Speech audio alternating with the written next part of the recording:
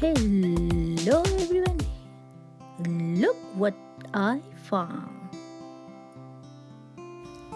Mowgli, the Jungle Book. The whole Mowgli story is captured in this little book. You can visualize all the characters of Mowgli while I read. So, without any delay, let's begin. Jungle Book. On a dark night, deep in the jungle, a black panther named Bagheera was on the prowl. He was looking for food when he heard a strange noise. Bagheera followed the cry and found a baby in a basket, a man cub. Someone must take care of it, he said. Bagheera knew of a family of wolves with many young cubs. What is one more mouth to feed? He wondered, and that is how Mowgli came to be raised as a cub in the wolf pack. The rainy seasons came and went 10 times. Mowgli grew into a boy, even though the wolves loved him. They wanted Mowgli to leave the jungle before the great tiger called Shere Khan found him. Shere Khan did not want man in his jungle, and the wolves feared they could not protect Mowgli from him. Bagheera told the wolves that he knew of a man village where Mowgli would be safe. The wolves would miss Mowgli, but they knew it was for the best. So Mowgli and Bagheera set off in search of a man village. Bagheera and Mowgli walked deeper and deeper into the jungle. When Mowgli grew tired, they stopped for the night and slept in the thick branches of a tree. Just as they were drifting off to sleep, Ka the snake appeared. Ka was hungry and thought the man cub would make a tasty morsel. Staring into Mowgli's eyes, Ka lulled him into a trance. Mowgli was hypnotized. Ka slowly wrapped his coils around Mowgli and began to squeeze. Bagheera woke up just in time. Caw, caw, let him go, he shouted, and with a swipe of his mighty paw, the panther knocked the snake on the head and freed Mowgli. Caw fell from the tree with a crash. He was furious. You have made a stupid mistake, Caw hissed. He slithered away as best he could, but his tail was tied up in a knot. Bagheera was worried about Mowgli, but he wasn't afraid of Caw. Now go to sleep, Mowgli, he said. Mowgli loved the jungle and did not want to live in a man village. He decided to run away. When morning came, he jumped from the tree and joined a parade of elephants passing below. The elephants marched in a row and then lined up for inspection. Colonel Hathi, the leader of the elephants, examined his troops. He came across Mowgli standing at attention at the end of the line. What happened to your trunk? Colonel Hathi asked. When he realized that Mowgli was a man cub, he was outraged. Bagheera once again ran to Mowgli's rescue, helping him down from the elephant's trunk. Bagheera told Colonel Hathi that he was taking Mowgli back to the man village to stay. Colonel Hathi called his troops to attention and marched them off into the jungle. Bagheera tried to do the same with Mowgli, but the man cub didn't want to go. The panther grew frustrated. That does it, said Bagheera. I have had it. Don't worry about me, Mowgli said. I will be just fine. Mowgli was on his own in the jungle after Bagheera left him. Before long, he came across a happy-go-lucky bear called Baloo. Baloo loved to have a good time, so he and Mowgli spent the day splashing in the river, picking bananas, and climbing trees. Baloo wanted to help Mowgli survive in the jungle. He showed him how to fight like a bear and he taught him how to growl like one too.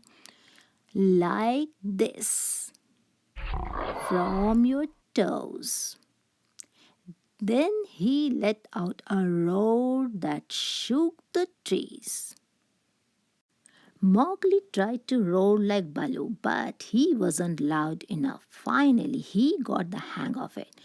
Mowgli took a deep breath and growled. His growl echoed through the jungle and reached the ears of Bagheera far away. Bagheera thought Mowgli was in danger. He raced back through the trees and found the man cub playing happily with his new friend. Bagheera rolled his eyes. It's just Baloo, that lazy bear, he said to himself. Baloo liked Mowgli and said he didn't have to return to the man village. Baloo said Mowgli could live with him. Mowgli was excited and he climbed onto Baloo's big back and gave him a hug. The two friends laughed and wrestled, tumbling right into the river. They floated in the water and drifted lazily downstream. Before long, some monkeys began to watch Baloo and Mowgli from the treetops, dangling from the branches by their long tails, and monkeys waited for Baloo and Mowgli to float by. In a flash, they reached down and snatched Mowgli right off Baloo's big belly. Bagheera, Bagheera, help! Shouted Baloo. The monkeys had run off with Mowgli, and Baloo didn't know how to get him back. Bagheera knew just where to go. Before long, Bagheera and Baloo found the man cub and helped him escape from the tricky monkeys. That night, they had a long talk. Now, do you see why Mowgli has to leave the jungle? Bagheera asked Baloo. Baloo loved Mowgli as if he were his own little cub. But he knew Bagheera was right. Mowgli would have to leave the jungle before Shere Khan found him, but Mowgli didn't want to go. Don't you realize you are a human? Baloo asked Mowgli. Not anymore, Baloo. Now I'm a bear like you, answered Mowgli. Baloo was getting frustrated. Finally, he told Mowgli that he was going to take him to the man village himself. Mowgli was angry and he ran away. He had thought Baloo was going to let him stay in the jungle. Bagheera and Baloo searched for Mowgli everywhere. They ran to the elephants and asked them to help find Mowgli before it was too late. Bagheera told Colonel Hathi that Shere Khan was sure to pick up the man cub's trail. As the panther spoke, someone was lurking and listening in the deep brush. It was the dreaded Shere Khan, and he heard everything. The great tiger laughed to himself. He knew he was getting closer and closer, finding the man cub. Mowgli wandered alone in the jungle. He was sad without Baloo and Bagheera. Soon the sly old snake cawed. slithered by. He tried to hypnotize Mowgli again. As Kaa stared into Mowgli's eyes, he slowly wrapped his coils around the man cub. Kaa was just about to sink his teeth into Mowgli's when Shere Khan stopped by for a visit. He asked Kaa who he was talking to. Kaa tried to hide Mowgli, but the great tiger sensed the man cub was near. The snake didn't want to share Mowgli with anyone, so he quietly let him go. That tiger gives me the shivers, he hissed to himself. Mowgli walked on in the jungle to a lonely place. He was thinking about his old friends when he made a few new ones. Some kind of vultures tried to cheer Mowgli up. Just as Mowgli began to feel a little better, he ran right into the great tiger. Shere Khan had finally found him. I am not afraid of you, Mowgli shouted bravely to the tiger. Shere Khan growled. He wanted the man cub out of his jungle right away. He tried to chase Mowgli, but suddenly Baloo appeared. The big bear grabbed Shere Khan's tail and pulled with all his might. Baloo saved Mowgli. The vultures swooped down and carried Mowgli to safety in an old tree. Shere Khan was angry that the man cub had escaped. He snarled at Baloo and began to run after him. I have to help Baloo, cried Mowgli. Just then a storm kicked up and thunder crashed in the sky. Lightning struck a nearby tree and started a small fire. Mowgli grabbed a burning branch and tied it to Shere Khan's tail. The great tiger was terrified. He ran from the jungle and never returned. Mowgli was a hero. The vultures cheered, but Mowgli was sad. He was afraid Bagheera and Baloo were still going to take him to the man village. Nobody's ever going to come between us again, said Baloo. He swung his little friend in his arms and gave him a big bear hug. With Shere Khan gone from the jungle, Baloo knew Mowgli could stay. Just then, Mowgli heard a beautiful sound drifting through the trees.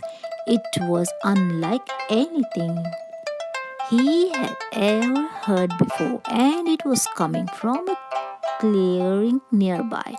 Mowgli climbed up a tall tree for a better look. What is that lovely sound? He asked. It was a girl from the man village. She was singing as she tied a bow in her shiny hair. Mowgli was fascinated. As she walked away, Mowgli began to follow her. She was returning to the man village. Mowgli stopped on the trail and looked back at his friends Baloo and Bagheera. The panther told Mowgli to go on. Mowgli waved to them. Then he turned and followed the girl to the gates of the man village. Bagheera and Baloo waved goodbye to Mowgli. They were sad to see their friend leave them, but it was for the best. He would be at home in a man village, they said. Mowgli is where he belongs now, Bagheera told Baloo. The big bear sniffed and wiped his eyes. He agreed with Bagheera. But he still thought the little man cub would have made a pretty good bear after all. The end. And that's the end of this little jungle book. I hope you liked it. I will be back very soon with another storybook. Till then, stay safe. See you. Bye bye.